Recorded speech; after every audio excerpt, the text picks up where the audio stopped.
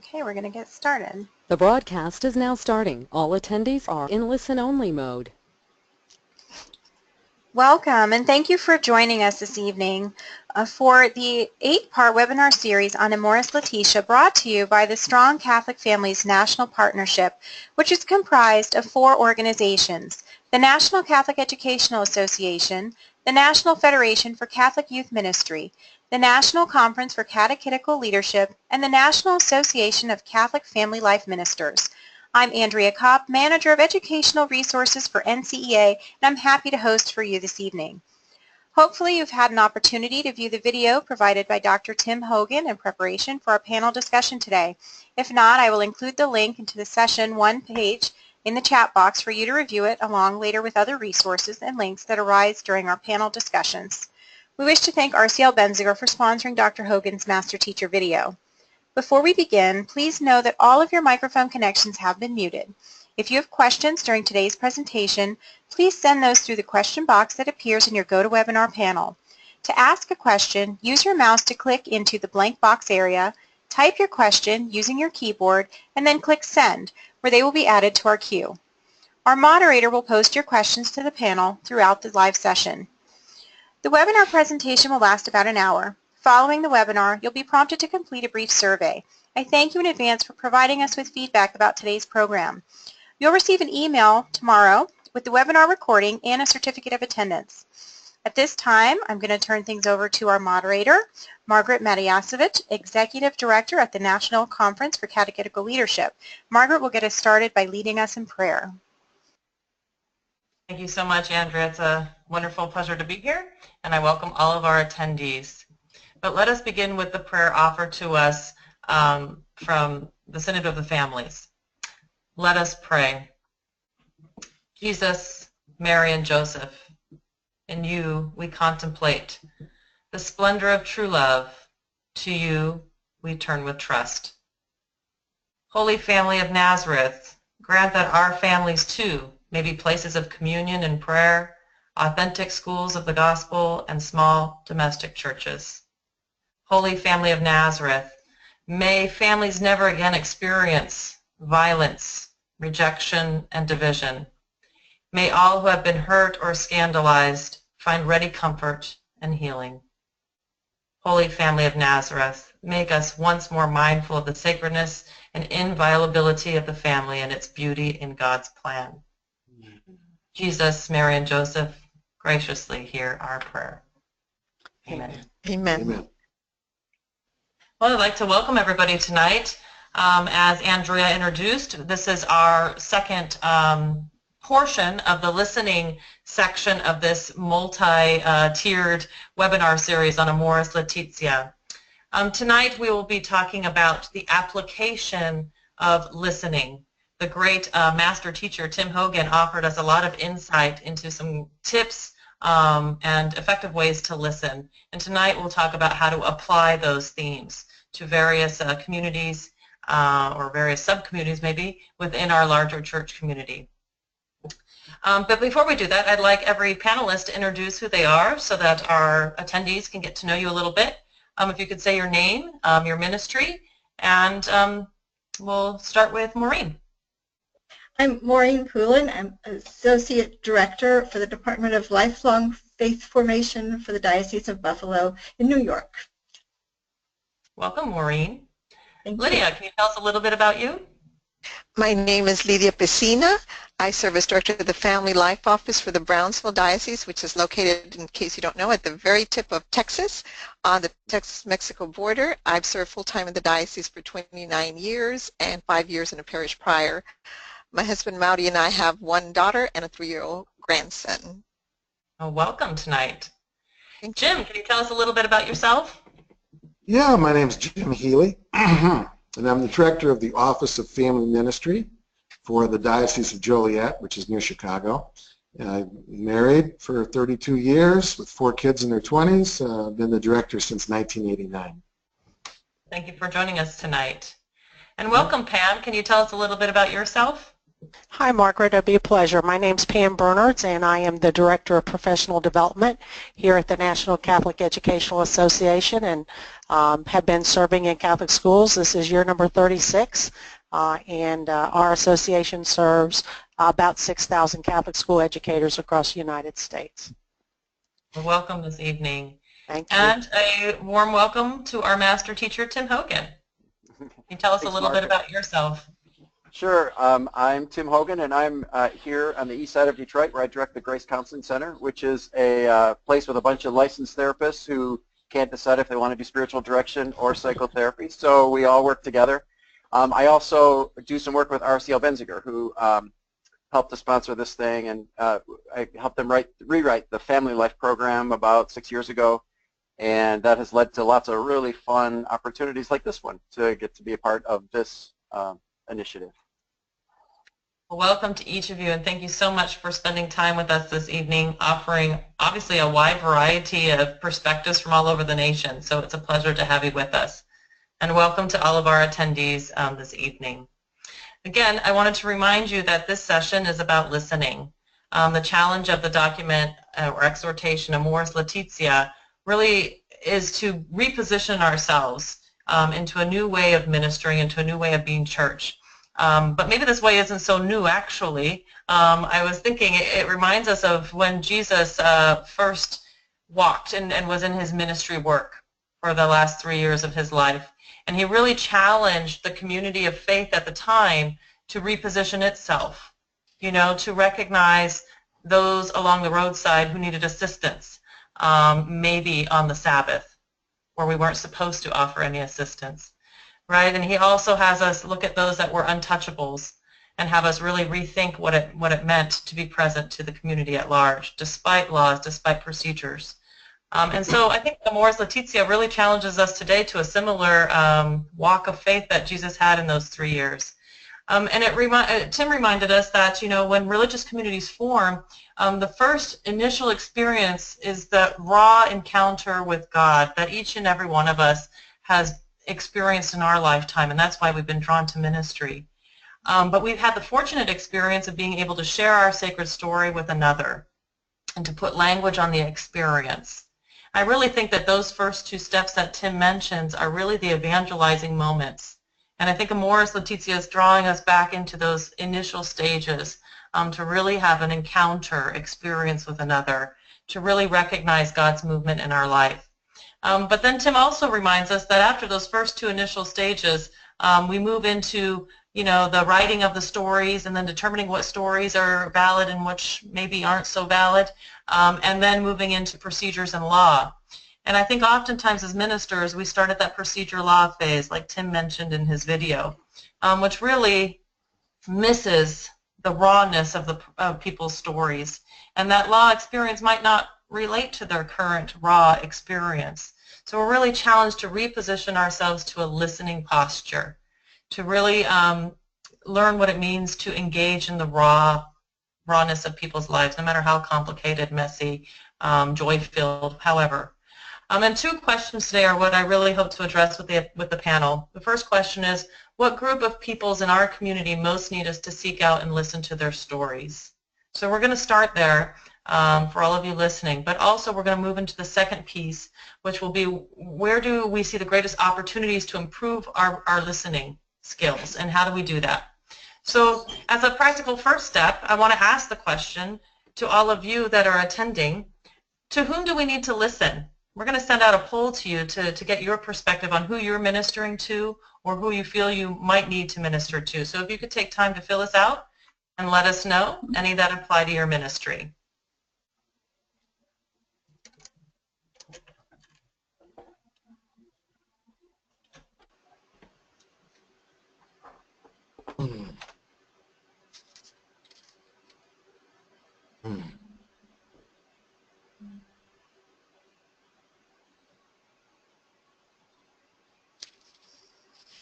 The numbers are rolling in. We'll just give it another few seconds.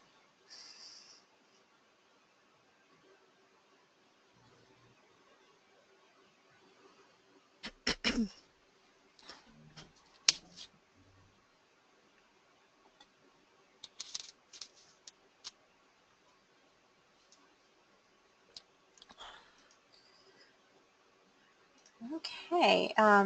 It appears our audience tonight indicated that 57% minister to families dealing with divorce. Nobody indicated sexual minorities in this session, but there were quite a few in our last session who indicated that as an area of ministry. 43% said migrant families, 57% indicated families that have exceptional needs, and 29% indicated homebound or imprisoned people. Well, that's great. Thank you all for joining us, and I hope that our conversation tonight really applies to your ministry, because those percentages are pretty high in quite a few of these categories, and we hope to take some time tonight to address some of those communities, those people within our community. So I'm going to call on each panelist to go ahead and identify a community that they feel needs to be sought out and listened to. Maybe a community that challenges us to a new posture of listening. And so I'm going to go ahead and start with Jim tonight and sharing with his expertise a group that he feels might need to be reached out to. Okay. Thank you, Margaret. Well, let's talk about divorce, but let's also talk about 3 stages along the marital breakdown. Right now, about 20% of adult Catholics in the United States have been divorced, so it's a big group. And I often hear this comment. People say, oh, it's too easy to get divorced now. People get divorced at the drop of a hat. Well, when you listen to divorced people, I have yet to find that easy divorce, because when you listen to their experience, it's most often a wrenching, painful time of great confusion and just a lot of misery.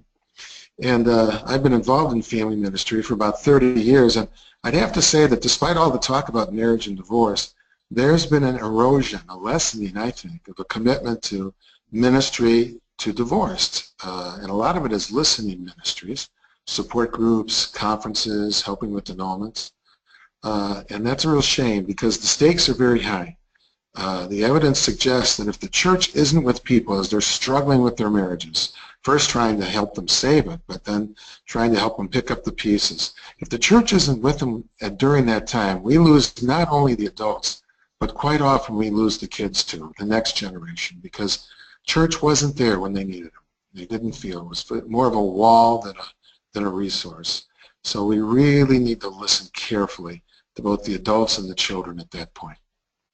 But let's back up the bus a little bit and look at marriages that are struggling. Couples in trouble tend to wait on the average 6 years before they see a professional counselor. And the patterns are pretty deep by then. Who are they talking to, though, during those 6 years? They're talking to us, their friends, their family, co-workers, people in church. So it's very important for the future of that marriage for us to listen, to have our ears open, and to listen when people confide in us about their marriage. And yes, we can listen with a lot of empathy, but it takes skill too, because it's possible to listen with empathy to somebody without necessarily accepting their view of the other person, for instance. But it's challenging to do that. So our job is to listen to all the, what you might call the soft issues of communication, but also listen carefully for safety questions related to abuse or addictions, so that we're able to respond and help them get the help they need. So let's drive the bus the other way, though, past divorce to people that are dealing with the aftermath of divorce. I would say that there's a vocation crisis in America. It's not just priesthood and religious life. There's a vocation crisis in marriage, too. The marriage rate is dropping. And I think one of the reasons is because of people's response to divorce. If you've been divorced, or your parents have been divorced, you don't want that to happen to you. And so a lot of times people get into all sorts of irregular family situations, so cohabitation and other sorts of things, not because they value marriage lightly, but because they value it fearfully. They're scared of it. They don't think they're up to it. So for all those folks that find themselves in this irregular family situation, it's important for us to listen very carefully to help them move past their fears to get down to their true desires, to help them bring closer to the vision of marriage and family life that the church has for them. You know, there's a priest friend of mine that says, the road straightens out behind you, meaning as you review and recollect, things make sense looking backwards so that you have a better sense of where to go from there. But the road doesn't straighten out unless people are listening carefully as you reflect on it. There's a lot of great insight there, Jim, about the connectivity of marriage and divorce with a lot of different components. You know, the next generation, families that are now mixed, children that have experienced pain and hurt, and how that affects their maybe next their phase of marriage when they get older. So I think you've named some very good insights as far as things to listen to. You know, but also that fear of vulnerability, that fear of commitment. You know, it doesn't necessarily come from, you know, a resentment to maybe more that law procedure phase of our faith, but it comes from that raw experience, you know, and how do we listen carefully there? So thank you for that insight. Tim, can you give us a little insight into another community that you think would need our reaching out and our listening? Sure. So one community that I have a fair amount of interaction with because of what I do, because of my work in human sexuality and working on the family life program, I have families who have someone in their family believes they're gay or transgendered or whatever. That's not an unusual call for me to get. Sometimes people even travel a long way because they want to talk to that Catholic psychologist who is going to know about both worlds. And what I find with them is we have this very problematic kind of dynamic going on. The first thing is most of us don't have experience with sexual minorities. Most of us don't have a lot of firsthand knowledge, or if we do, we don't know how to talk about it openly. And so because of that, we're not always comfortable when people want to talk about things having to do with their sexuality. So what will happen is for these families, a very common story is they will go to the church, share their story, someone will be very nice to them, but then they'll leave and they'll never hear from that person again. And they'll say, no one's called, no one's checked in to see how it's going. And so what happens is these are people who, if they do come forward and talk to someone at church, we don't know how to reach out to listen to them. And the challenge that that creates is, that I see all the time, is now people are looking to go somewhere to be listened to, and they've kind of decided the church isn't the place to go to. And so then, say a young person is growing up and they start feeling different and they have things going on inside they can't make sense of, and maybe some of it has to do with some sexual confusion, rather than the church being a place where we're really great at sitting with people and listening and just helping people sort out what's going on and praying with it and, you know, reflecting on it and, you know, bringing it to prayer in a lot of different creative ways. Instead of that, people come to church, it's awkward or whatever, and then they find that there are other communities who are doing a better job of bringing kind of a loving presence, which then means what's happened, I think, is we have other communities that have gotten really good at listening to people, to sexual minorities and their families. But they're not always communities that are bringing the gospel in a way that's going to be robust and helpful. And so it's a sad deal, because then people who really need to understand what's God up to in this situation are getting their questions answered in other communities. And then that just goes on. And so then when the next generation or the next person comes up with confusion, they look to the church. It's hard to get listened to, so they go outside the church. So I just see this as an area, incredibly big opportunity. These are people who need us to pursue them. They need us to really be intentional about being open to listening. And I think that will do far more good than just getting one more articulate way of explaining our theology, which is great, but it's not what people need. So I think this is our group. Sexual minorities and their families are the group that I would love to see us get better at listening to. I think even, Tim, you know, beyond the group leaving, I think we have a lot of people present in our community that aren't placed in a position of being heard. You know, I think there's quite a few leaders or, you know, people that are active in our communities that maybe can't be vulnerable, you know, to share their experience, their raw experience. And so I think we're also challenged in that regard, you know, that there's multiple layers to this community that you've identified, that I think it's a real challenge to be attentive and to be listening in the rawness of people's lives, You know, Yes. so thank you for bringing Absolutely. that. Absolutely. Go on, sorry. No, Oh, yeah, I think that's absolutely right. No, and I think it comes back to, you're right, that it's not just people aren't in our churches because we're not listening to them. It's people are in our parishes and in our churches and in charge, and yet there's still not a space to listen to the rawness of life, because there's something about this that causes us to struggle to listen, which we'll get to later. Thank you so much. Lydia, can you share a little bit of your experience of communities that might need listened to? Yes, thank you. Well, I really believe that one of the group of people in our communities that are in most need for us to seek out and listen to is parents, and in a very special way, migratory families with children and adolescents. I've chosen to use the word migratory to encompass both the seasonal migrant families who often migrate to other states for agricultural work, as well as families immigrating from other countries. Probably one of the groups of people who can most easily feel isolated, disconnected, and unheard are families immigrating into this country, not only from Mexico, Central, and South America, but from many parts of the world. Living on the Texas-Mexico border, I am keenly aware of how many people travel through this area, especially during the last 3 years, where thousands of women, children, whole families, and sometimes unaccompanied children have migrated due to violence and instability in their own countries.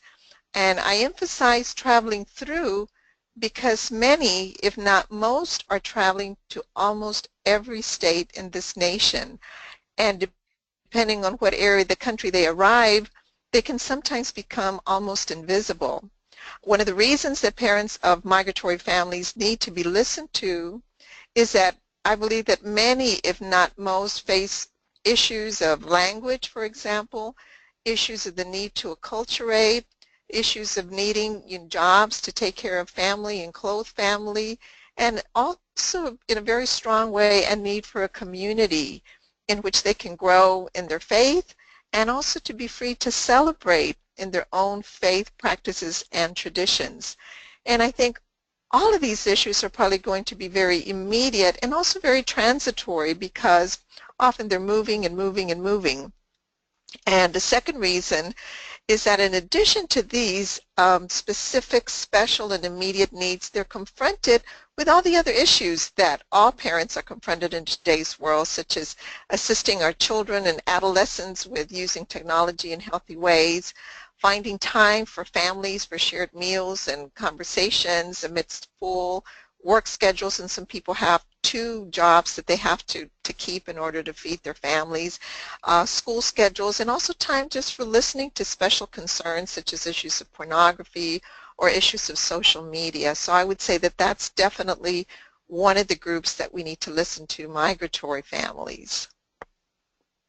Thank you. I think that what's really insightful, I think for those attending, is that we often think of the identity of the community with folks that are regular and constant and have influenced it for years.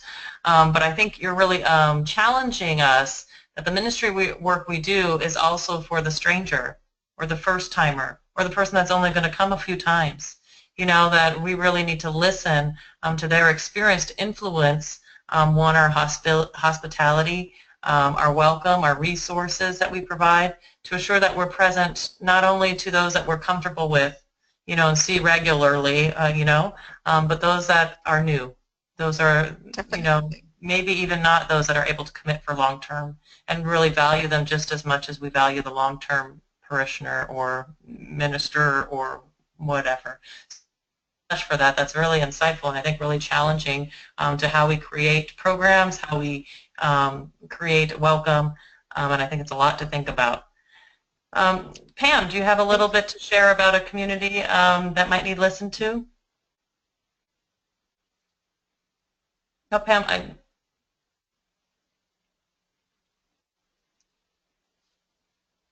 Okay, maybe while Pam's working on that, I'm going to go to Maureen, and Pam, if you can on your sound, and let's see if we can get that figured out. Maureen, do you have a group that you think might need a little bit more attention? Well, I do. There are some subgroups, so to speak, but I think a very inclusive group is a group that I would call the people who are invisible.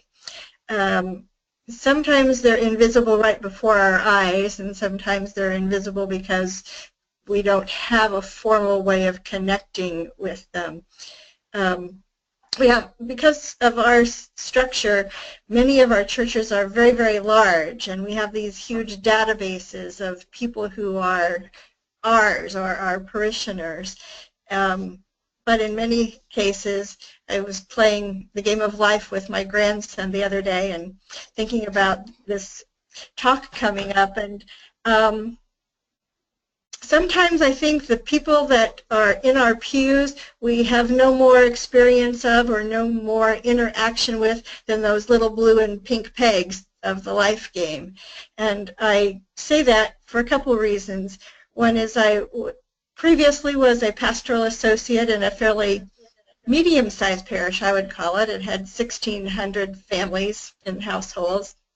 And my responsibilities allowed me to be present for all of the masses. And so I greeted people coming and going and saw a lot of faces. And there was this one particular gentleman who was always very neatly dressed, came to Mass by himself every Sunday morning at 7:30, bright and early.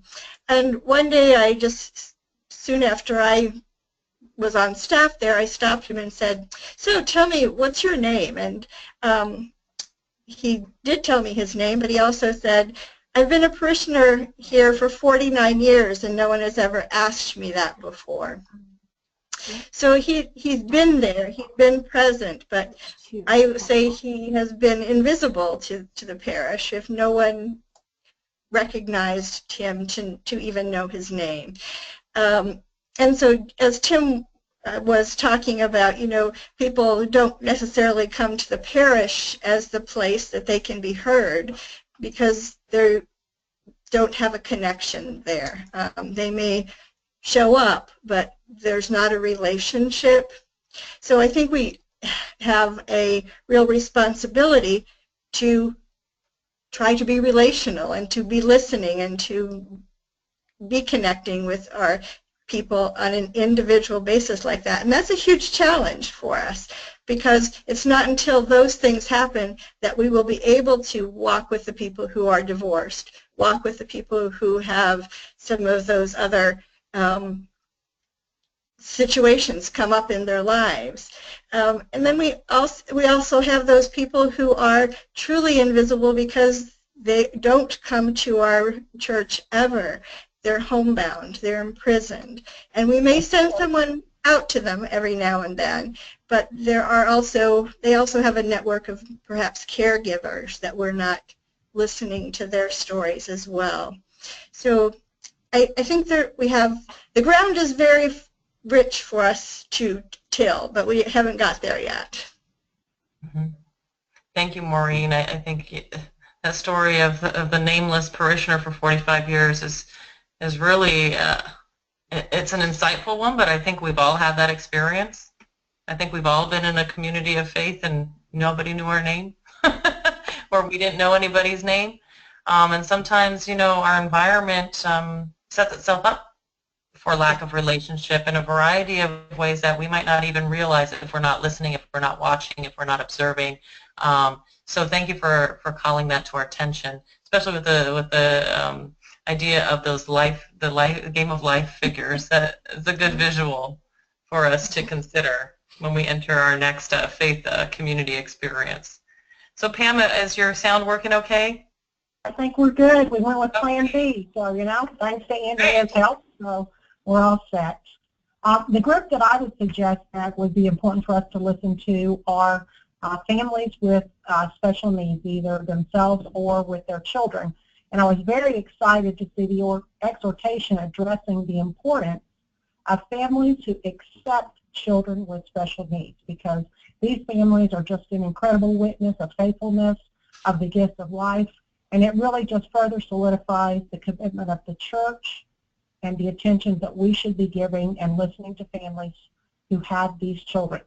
Pope Francis, the exhortation is wonderful, and he has been sharing this message with us for some time. He challenged us to love those, whether in parish school religion or in a regular school day, to love our students, those who don't want to study, those who find themselves in difficult situations, disabled, students who are immigrants, and anybody who might be seen as challenging. And of course, I think that's all relative to how you define challenging, but I think that is very important. Something that I was reading recently, the National Directory for Catechesis, one of the things that they have said is that they, persons with disabilities, are not just the recipients of catechesis, but they are also its agents. And I think sometimes they can be such a gift to us if we will open ourselves to that gift and to that opportunity. In my own experience, as I said, 36 years in Catholic schools, one of the things that I have experienced with the families is that they want to have their child have the benefit of the Catholic education, and that would be a Catholic education in the school, Catholic education in the Fair School of Religion. They want that faith formation. They want that sense of belonging that comes with being in and being accepted into their faith community. And I think sometimes people are just not really comfortable. They don't know how maybe to act, and so they're a little uncertain in terms of what they need to do to make people feel welcome, and we'll talk a little bit about that later. I had a great opportunity in my perspective as a teacher. I taught physical education, so I had all the kids K-8, and I had them every year. So I had a very unique perspective in seeing how they progressed through the school. I had great colleagues, but you know, sometimes kids struggle, and so that made me want to be a principal, so that I hopefully could, you know, get in there and help do something about that. You know, had some great experience with parents, family who had a child with developmental delays, and she worked really hard with them, and finally had to have the conversation to say, you know, we can't promote him anymore, but we can give him a certificate of completion. He progressed through the year. The kids really took them under his wing. They looked out for him. He went on to the Catholic high school. They found programming for him. He did work study, went on. He's a very successful young man as an adult. I talk to him from time to time, and you know, what if we hadn't done that? What if we hadn't been open to that? We would have lost, and he would have lost out on being a part of our church. I have to tell you, I didn't tell this story before, but I was thinking about a young lady in the last school where I was principal, and when I arrived, one of the first people I met was one of the teacher assistants in the building, and it just so happened that she was an adult with Down syndrome. And I think they were a little worried about what I was going to say, because she had her mother worked at the school, and I was thrilled to have her there, and you know, she was awesome. But that was another chance that if we had not been open, we really would have lost out on a great experience. So we'll talk a little bit more later about, you know, what we can do and how we can do, but I definitely think this is a group that we need to listen to. Thank you, Pam. I think, you know, you bring up some great points. One that I really want to accentuate is the witness of the family itself. You know, sometimes we could do great listening and watching and observing and learning how families with children with special needs, adult with special needs, you know, work as a family unit, and observing that witness of faith. And like you said, there's a mutuality in the catechetical moment here. You know, it's not that we have all the answers, it's that we learn. We learn from those that we're serving, you know, and there's a mutuality there. And I really appreciate you bringing out those key points for folks with exceptional learners, families with special needs. So thank you. So for our attendees, we're going to move into our second part of our conversation. And now we've each identified a particular group of folks that we think we could probably acquire some better listening skills, or at least focus our energy in more intentional ways to listen in our ministries. But I wanted to really highlight the 3 key points that Tim, as our master teacher, provided for us as ways to listen with exceptional technique and skill. And the first one, he says, is we really need time to start noticing each other's faces. You know, there's a link to the sacred otherness of someone when you really engage in watching them, watching their expressions, gazing upon their face. And we call it the gaze of love, taking in the unique features of each person. I mean, we're all made so beautifully and so differently.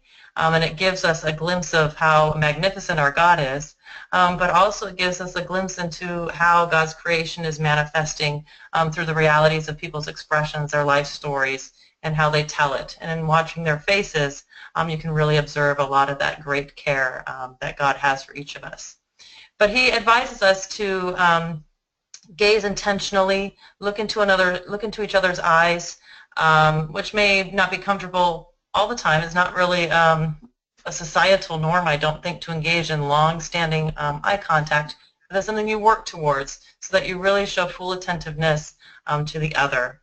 And it helps us gain those sacred connections that we're made to have by just taking the time to pause and glimpse and gaze with love upon the other's face.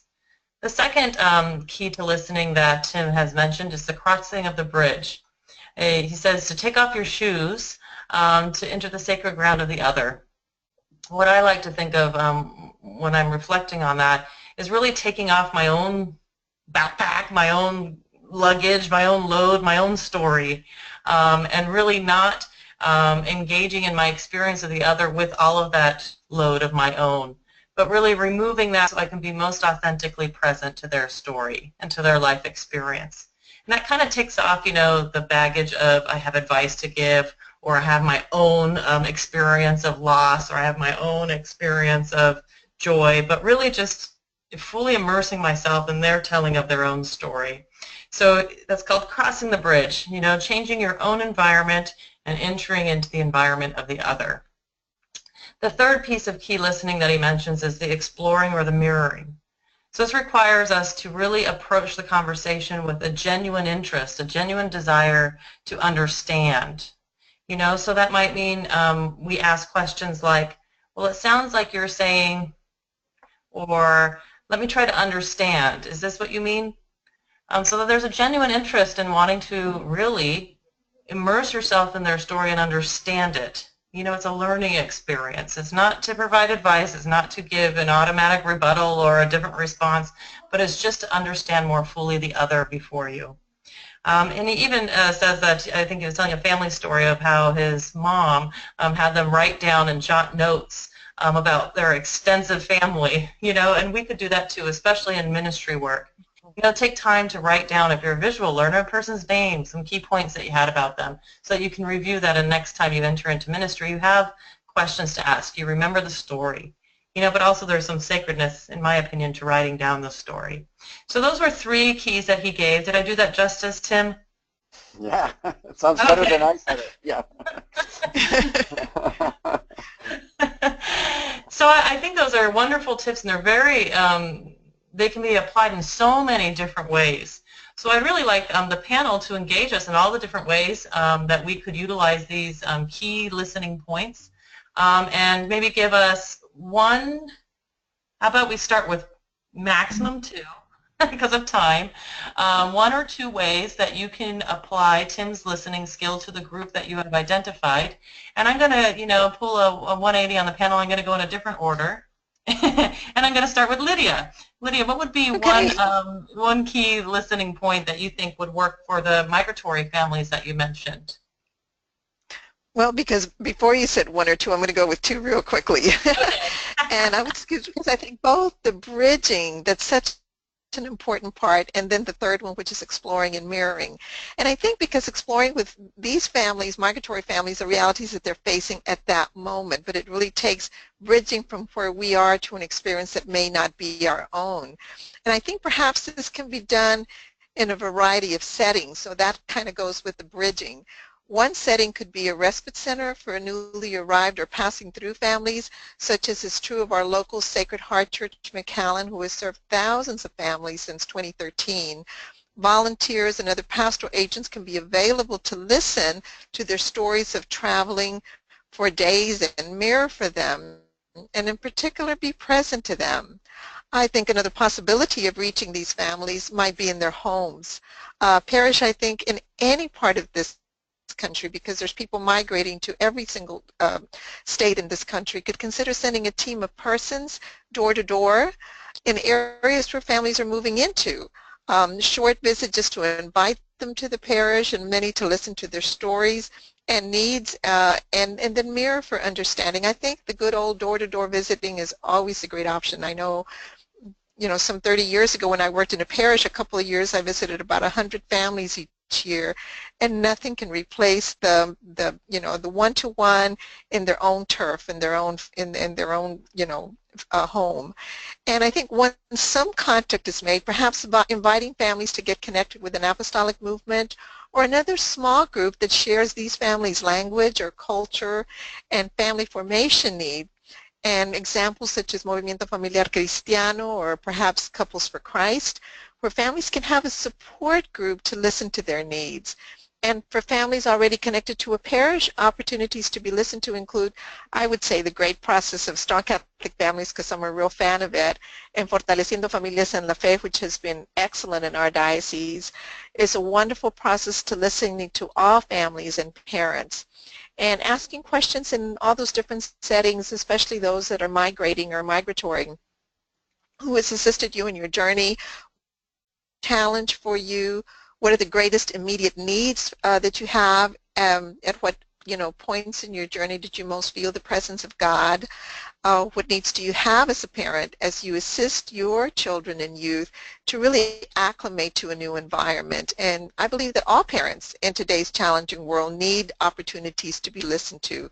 As a church community, we need to be there for one another as we each deal with issues that impact how we live in our particular domestic church, our family.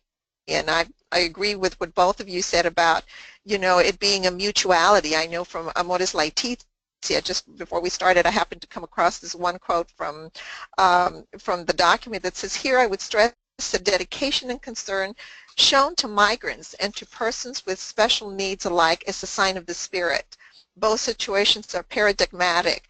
They serve as a test of our commitment to show mercy in welcoming others and to help the vulnerable to be fully a part of our communities." Thank you. Thank you, Lydia, so much. Those are great tips. And I really like that, crossing the bridge, really challenging us to move outside of our typical parish boundary, whether that be walls of the actual church or maybe even our neighborhood, but really engaging in a larger reach out. So thank you so much. Again, I'm going to switch it up here, which I know my panel isn't ready for, but I'm going to go ahead and call on Maureen. Way too much fun, Margaret. Gotta have some fun doing this job. That's right. When I'm talking about the invisible people, I think that first point of Tim's and having that loving gaze is essential. That's our first interaction, our first greeting of people, whether that's at the doors of the church or when they come to register to be a member of the parish, or if we are doing outreach to them. Years ago when I was in parish ministry and was doing baptism prep, I always used a little video clip from the movie The Lion King, and Rafiki became my hero there. He leads Simba to the water to see his father, and when Simba first looks in the water, he says, "That's not my father, that's just myself." And Rafiki tells him, "Look harder." And as he looks harder, the image transforms to be Mufasa, and he said, "See, he's alive, he lives in you."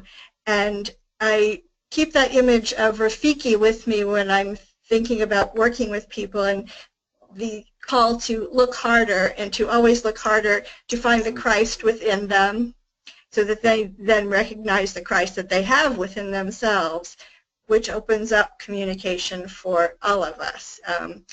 It gets us to the point where we're ready to cross that bridge and walk with them. So. Thank you, Maureen. That really does set the foundation for everything we do.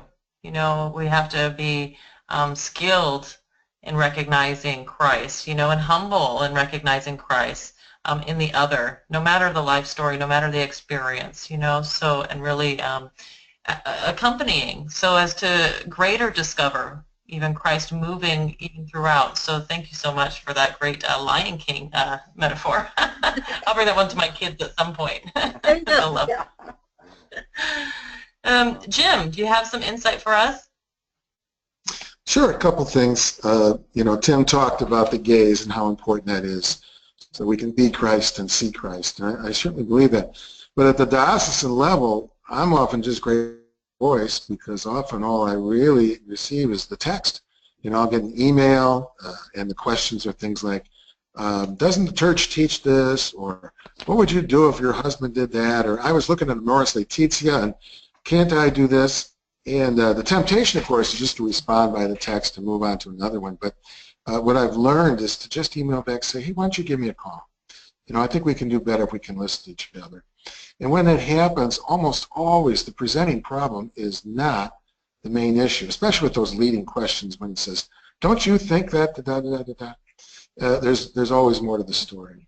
And so I found that very important. At the parish level, people call, you know, hey, we want to get married, you know, hey, my child, can we get baptized here? And of course, the first question is not supposed to be, are you a registered member? It's supposed to be congratulations. You know, if you're listening to the announcement, it's really congratulations. And sometimes these are folks that are kind of marginally involved with the church life, so the stakes are high once again. And the temptation is to try to answer their questions on the phone. That's sometimes what they want. But it's important to say, well, why don't you come in? Why don't you come in? Because there's a saying, the end is in the beginning. So you want to make sure that the beginning is good. And you want that gaze. You want them to be able to spend a little time with you. So very important to do that. Another thing is in terms of crossing the bridge. And Tim said one of his hopes is to build a whole culture of listening. And I think in the parish we can do that. We can decide, is there a certain group that we want to learn more about? It might be the divorced, it might be the elderly, it might be families with special needs, could be young couples, whoever. But you gather a listening team. Maybe it's 10 people, who knows? And you train them a little bit to be good listeners. And then you go out and you have as many one-on-ones as you can with people in that group, and you ask 4 questions. First one is, what's the best thing going on in your family these days? What are you most grateful for? The next one is, what's the biggest challenge your family is facing right now? Third question is, how has the church been helpful to you? And the final question is, what more can we do? And we just listen, ask those questions and listen, and then the listening group comes back and listens to each other. It kind of forms a really good picture of what the concerns are, and that sets a good ground then for how to respond. So there's a couple. Fantastic. Thank you, Jim, so much. Those are great tips and great practical applications, you know, for diocesan work and parish work, so thank you. Pam, do you have some ideas for the special needs or exceptional learning community? Sure, absolutely. Thank you, Margaret. One of the things I would say, you know, to Tim's point about crossing over, sometimes there are roadblocks that present themselves for people who may wish to cross over. They may have a lack of understanding of the needs of people who have exceptional learners or exceptional needs. They can have, especially in an educational setting in the parish or the school, there can be a fear of failure also, which can provide anxiety for people, which is all the more reason they really don't know what to do or how to do. So one of the things would be to try to do some things, and I think Jim had some really great ideas. As he said, those can be used across groups in terms of the conversations. You know, in thinking about the different ministries is really to invite them in. I think of in a school because that's where I've spent, you know, most of my time in ministry has been in the Catholic school, and really one of the things that we're doing here at NCEA is we're expanding our view in terms of how we're talking about this. So we're really not as much focused on the word special needs as we are on exceptional learners and exceptionalities, because this encompasses a broad spectrum in the population, gifted students, people who are non-English speaking, they're English language learners, our Hispanic families, the variety of cultures from which our immigrants are coming, people with developmental delays, Down syndrome, Asperger's, autism, you know, physical disabilities. We're very much committed to this, and so much so that we're going to be hosting a conference this summer on this topic. So the other thing is really to do intentional planning to provide opportunities for that face-to-face and for that conversation. So do parent education with families who do not have children with exceptionality so that they can broaden their depth of understanding, because much to Jim's point about bringing people in to be good listeners then they can go forth and, you know, extend the hands of Christ to everyone so that we have more people engaged in the conversation. So bring the families in, train them so that they know then how to go out and interact with these families. And if there are folks out there that are school people that are interested in some other strategies specific to school, I'd be happy to have those conversations. But initially, in looking at ministries across our church, those are a few of the suggestions that I would have in terms of how we can welcome and listen those with special needs. Thank you, Pam. Just to affirm you, I just moved to Maryland last year. It's a whole different culture from my California homeland. And one of the things I will say that Maryland does very well is that training of the community to have an awareness of the variety of special needs. You know, to not, like NCEA is accentuating, to not box folks up into one category or one term. But what I really appreciate is teenagers here are trained to be mentors, are trained to work with kids with special needs, and they're, you know, a few years younger. There's a whole culture of understanding and responsibility for the other, you know, especially in terms of those with learning disabilities or physical disabilities. And I think that's an exceptional step the NCEA is taking for our Catholic community. So thank you for being a key leader in that. Okay, and lastly, I'm going to turn to Tim, who's going to give us some insight into the community of sexual minorities and how we can apply good listening skills there. Yeah, well, and I think the first challenge we have with this community is just how few of them we have interaction with, or at least we know we have interaction with. You know, you ask people, when I get to travel and talk to people in parishes and conferences, so do you serve this group? And very often people will say, well, no, we don't do anything particular with this group. And you know, I think that's in part because, like we were saying before, we just don't have a way, a place for them to come and do the listening. So I think the big thing for this group is really being willing and able to cross the bridge and meet parents, families, people who are a sexual minority, meeting them kind of on their terms, in their island, on their country. Like, what has life been like for them? And there's a few things that I think are important to do. One of the things I love about Amoris Laetitia is Pope Francis he keeps coming back to this reality that we need to do this for each other. And so, you know, couples can minister to other couples, and we don't need to think it's always got to be parish staff or it's always got to be the pastor. I think one thing we could do, and I think this is true for all of the groups we're talking about, is we could just get together with our team and just commit to praying that God would show us, like, who are these people and what might we be able to do differently to welcome them. And, you know, people who are in these situations of sexual minorities is a great group that we could do that with. Then we might identify someone who could be our point person. And then practically, what do we do when we're interacting with those people? I think two things. One is we have to be clear about our intention. And our intention, as Pope Francis has languaged, and then I gave us those 4 steps as a way to give us a picture of it. We want to invite people to talk about their life right where it is, the way it is. And so we need to be clear with people that I just want to really get to know what it's like for you right now. That could be parents. That could be a young person who's struggling sexually. I just want to know what it's like for you. And even when they want to provoke or whatever, or when we feel provoked, we have to be skillful about either understanding this is something for me to go find a good therapist and process, or this is something that they're just trying to start a fight because they think I'm going to judge them and they're pulling for judgment. And then that's what we need to get just radically focused on mirroring back, like, hey, this sounds really hard for you, or this sounds sad, or maybe you're expecting me to say a certain thing. I really don't want to say anything. This isn't about me giving you answers. This is about us exploring your world, because the ultimate point for us is to ultimately help people experience where God is in that. And so, you know, we always say this to people, and I say this to parents all the time. You know, when you get to the other end of this, you're either going to be closer with your child and closer with God, or more distant from both. So you get to pick how you do this journey. Someone asked a question in the chat room about how do you deal with a practical issue like a transgendered youth with a youth group? I don't think there's a real simple, obvious answer to that, and other panelists may have an idea. But here's how I would advise.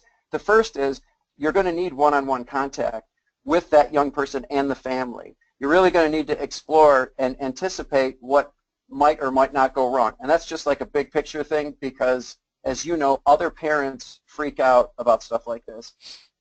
And then the second thing is, after that, I think you welcome them as a person, and you make sure the leaders in charge understand boundaries about what can and can't be talked about, which is something that you talk about whether someone's heterosexual or anything. You would have clear boundaries around what gets talked about, and then from there you would just step in and do the messy work of community. So I don't know if that answers your question enough. If you'd like a more specific answer, you can maybe throw that in the chat box. And then I don't know if anyone else would want to add something to that. Anybody on the panel? I think I was just going to say from the first session, you know, someone asked about how do I listen without wanting to give advice? You know, I think that's one of the critical pieces of listening. You know, we don't necessarily have solutions for everybody regarding their life situation, their life experiences, the vulnerability of sharing that life experience. We don't necessarily have immediate solutions, you know, but we do have the gift of immediate presence. And I think that's the key piece. You know, whether it's a youth that you're working with, a migratory family you're working with, a couple going through struggles in their marriage, you don't necessarily have the solution for their situation or their story or their experience, but you have the opportunity to be present. And in that accompaniment, you know, God is good, God is generous. You know, in authentic accompaniment, we discover where God wants us to move. You know, and that might be, like Tim recommended, it might be seeking counseling. You know, it might be just being a great friend, you know, depending on where you are in the parish community and what kind of relationship this is. But there's so many different pieces, or it might be plugging them in, like Jim said, to a community of listeners, or it might be plugging them in, like Lydia said, to a group that might have similar experience. So we don't have to be the answers as employees of a parish, you know, because our parish is so big. Our community of faith is so big. The people of God are gifted in so many ways of accompaniment and listening. So I think that that's also a good skill to have. And not every youth minister can necessarily work well, you know, with a kid struggling with sexual identity. You know, and just to be honest about that, and so that the person does experience genuine care, and that isn't something that someone is capable of based on their own story. Yeah. And we try to place them in the right community of listening, you know, so that we are being good pastoral leaders, I think. But does anybody else from the panel have anything before we go to the sponsor video? Yeah, I could just add one thing. It's not like people have an articulated sense of self and our job is just to listen to it. Listening helps them understand themselves. Listening itself is the intervention. It's not the preparation for an intervention. Because the harder we work to understand a person, maybe with a complicated situation, the process of that helps them to understand themselves too. So that in itself, listening in itself is the intervention frequently. That's great. That's great insight, Jim. Thank you. Andrew, I'm going to go ahead and lift you off here for a word from our sponsor.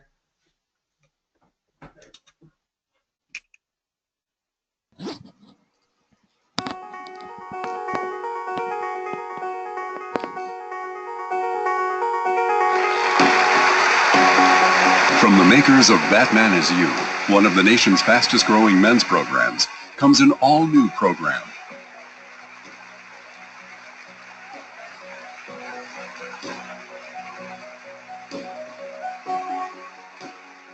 In this room right now, we have over 5,600 years of married experience. I want to ask us our first survey question, and that is, how hard is it to remain happily married? There's someone laughing already. Okay, that wasn't one of the jokes, okay? If you do those 7 things, those steps are going to divorce-proof your marriage. And I mean radically lower the probability that you'll get divorced. In this survey, the answer is 0. And when I say 0, every single one of those people had never been divorced. See, Christ doesn't want your marriages just to have enough. He wants your marriages to be super abundant. To unpack that depth in these 7 simple steps, we're going to use everything we have at our disposal. At times, we're going to stretch your mind with some of the most amazing science you could ever imagine.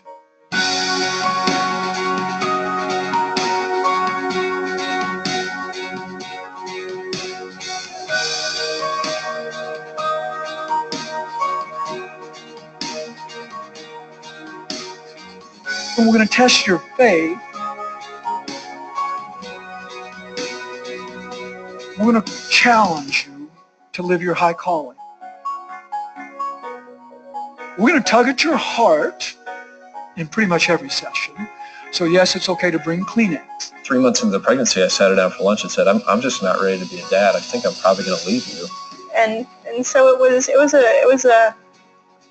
a difficult time for us. I literally died, and 1 second later I was standing at the gates of heaven. And the light in heaven is awesome because God is light. God illuminates heaven with his own glory. He wants us to experience superabundant choice wine. I've been yours for longer than you could possibly imagine. I've loved and respected you since before you had a face. As we give each other everything tomorrow, let's give each other the promise of heaven as well. I have waited, and I am so glad that I do not have to wait anymore. I love you. Live the love. It's real. It won't be easy, but it will be worth it.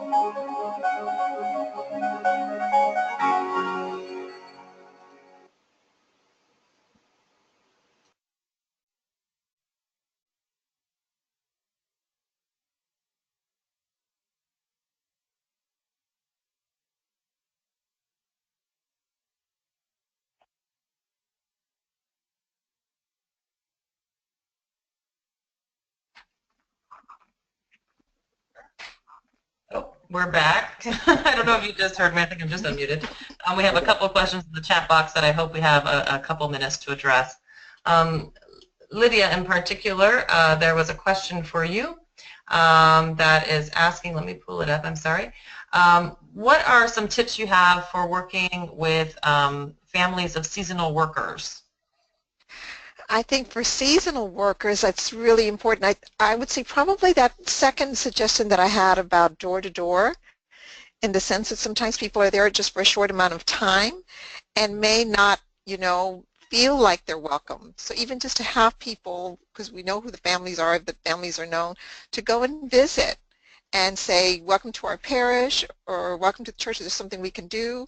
And I don't think anything replaces the one-to-one. And at least people feel welcome during the time they're there, knowing they're going to be leaving in a few months. Thank you very much. And it gives also that whole crossover, crossing into the reality of another, not expecting them to come to you. So thank you for that great insight. Also, Maureen, do you have some suggestions of how to get some listening skills? Well, there are a couple of programs that have been around for a few years now, actually, to help build a ministry of listeners, and they're people who can connect with people in a wide variety of situations. One of the organizations is called Stephen's Ministry, and the other one is called Befrienders, and both of them operate on a kind of a one-to-one, this is a listening ministry, and they train people to be that to the members of their parish communities in all of their hurts and challenges. So those are some things that parishes can look into, and if they want to put together a group of listeners. Like Jim suggested. Thank you for that. Is there any other comments from our panel before we go to Andrea? I'd make one brief comment. Sure. Can you hear me? One of the questions is, in marriage, what's a good way to get people listening in marriage? There is a wonderful program. It's called Couplehood as a Spiritual Path. And if you can't remember that, just email me, track me down and email me, and I'll give you the link to it. But it's a wonderful program that some highly motivated couple, and every parish has a highly motivated couple, find them, and then give them the packet, have them learn it. It's pretty easy to teach, but it's really all about super active listening, especially about things that happen in people's family of origin, which is always the deal breaker, I think, for a lot of couples. So it's a great, great thing. called Couplehood as a Spiritual Path. Thank you. Thank you to each and every one of you on our panel. You've really offered some great insight and tips and really challenged us to reflect on who to engage in more intentional listening with. And I think each of you has presented something unique tonight. And I was also going to make a disclaimer to our audience that, you know, if at any point there was, you know, kind of they, us language, you know, there's a professionalism that we're all bringing to this conversation, to not necessarily bring in all of our own life stories, but I just wanted to call it to your attention that sometimes that language just allows us to maintain a professional demeanor. But I'm sure every one of our panelists in some way, shape, or form identifies with one of these. I just wanted to be clear about that, and I'm sure each and every one of you in the audience do as well. So I just wanted to call it to your attention because it's a good way for us to listen well and to understand why maybe language was a certain way. So thank you for attending, and Andrea, I'm going to leave it to you. Thank you, Margaret. Before we conclude the webinar, I invite all of you to visit our website at ncea.org to see listings for additional upcoming webinars. And I hope you will join us for the rest of the series on Amoris Laetitia, which you can find on the Strong Catholic Families website as well if you'd like to register for the rest of the series. On October 19th, we'll have a new set of panelists. We'll be discussing our next Master Teacher video, which is being prepared by Bishop Malone of the Diocese of Buffalo. As a reminder, I will be sending you this recording and a certificate of attendance via email tomorrow. I will also include information about how to register for the rest of the series in case you've not done so already. Thank you, Margaret, for leading us today, and thanks to all of our panelists for sharing your expertise with our audience. It was truly a blessing. Thanks again to Paradisius Day, and of course to you, our audience, for great questions and active participation. We hope you all have a wonderful evening. God bless you. Thank you. Thank you. Bye. Thank you. Bye.